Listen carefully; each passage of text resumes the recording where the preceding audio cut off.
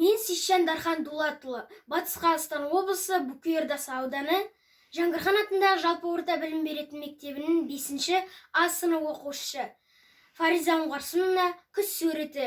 Өтеді күндер зулап жыл алмасып, қалыпты көк аспанды мұнар басып, алтын күн бірде шығып, бірде бұғып, жөңкілген бұлттар менен тұрар басып, кешегі еркелеген жүз қылықпен, самал жел ауысыпты ызғырықпен, жағасын көтеріп ап ай жастығай, бұрышта жігіт мынау қызды күткен, аптапты шуақ күндер қалды қашық, қалады таңғы тұман тауды басып, жаздағы жаңға сая жапырақтар тапталып жатыр жерде жаудырасып.